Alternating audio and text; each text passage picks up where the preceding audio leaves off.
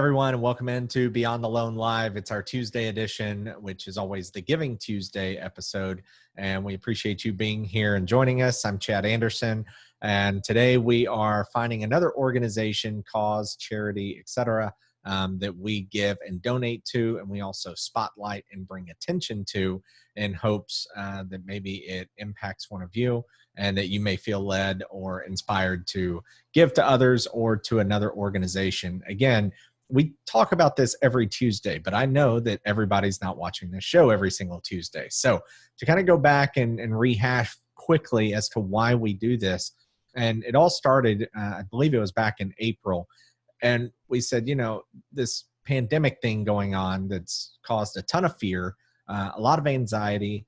It's also caused economic downturn and problems, and then mental problems for people as well, which is a part of what we're going to talk about today. And we thought, instead of just constantly talking about the negative news and talking about how awful things are and how we're hoping it's going to turn around, we thought, we're actually more fortunate in the housing industry. And so it was a good time to return the favor to society and to help repay and pay it forward, and give people hope, show them love, show them happiness, and hopefully, again, that it gives them a different outlook on what's going on in the world today.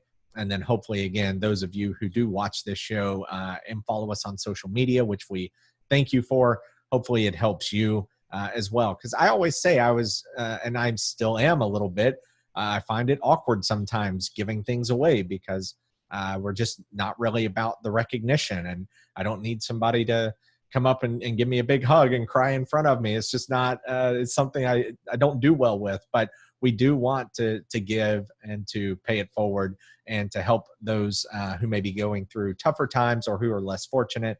And so that's what we've been doing every single week. So we've done things as a group in giving to the frontline workers. We have done things on an individual basis, giving to people who were affected by COVID, who were affected by the Nashville tornadoes. We've done things for animals, for homeless shelters, for kids, preschools, United Way, etc. So today we are going to focus on domestic violence. So here are some stats for you, kind of alarming, and especially over the last, if you just think about it, when we're about 100 days into the pandemic here in the Southeast. I base it off of kind of March 11th, which was when sports shut down. And the reason I do that is because that domino effect is what took over our region of the country. And we started seeing more cases and more closures and more people quarantined. And so that's why in our area, we kind of use that middle of March timeframe, even though some of you on the West Coast may have been going through it earlier than what we did here in Nashville and in the Southeast. So with domestic violence, 1 in 4 women and 1 in 7 men will experience intimate partner violence in their lifetime. Horrible. 1 in 15 children will be exposed. I can't imagine being a child and seeing this. I mean, if a spouse goes through it, it's a horrible situation.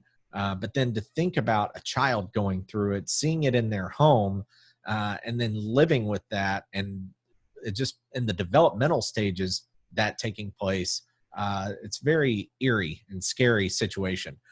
COVID-19 quarantine has actually enhanced this in a bad way. It's created a 20% increase in the stats, and that 20% has been caused by isolation. It's been caused by stress. It's been caused by economic anxiety, job loss. I mean, what are we at? 38, 39 million people unemployed right now. And of course, higher alcohol consumption during quarantine. A lot of times people get depressed, they drink alcohol, they do bad things. So those are some stats for you to be able to just kind of relate to or understand or cope with or hear for the first time possibly. But Tennessee Coalition to End Domestic Violence and Sexual Violence. So emergency financial assistance fund supplies. So it does bus tickets, utility and rent deposits and payments, and gas cards. They also provide counsel. They provide resources, legal services, shelters, and crisis hotlines. Now, another one that, and we can talk about this on a different Tuesday, but I read some of what they're doing and how they're supporting and what people are going through. And a lot of those kind of mirror what people go through with suicide. And a lot of times, too, we don't know what's going on behind a closed door or in someone's home. Just like on a suicide, you may not know what's going on in someone's head and what they're going through personally. And especially during these times. And unfortunately, as Americans and as humans, we are very proud. We are proud people and species, and we do not like to show weakness, and we do not like to expose what other people may see as a negative in our lives. And it's just something that we try to hide. We try to sweep under the rug, or we try to tell ourselves that it's going to get better. Another stat: on average, it takes women 7 attempts before they are able to get out of a violent home. So imagine that, to not only just say it happened once and I'm out, but it has to happen 6 times. And then the 7th time, on an average, that's when they finally are able to break free.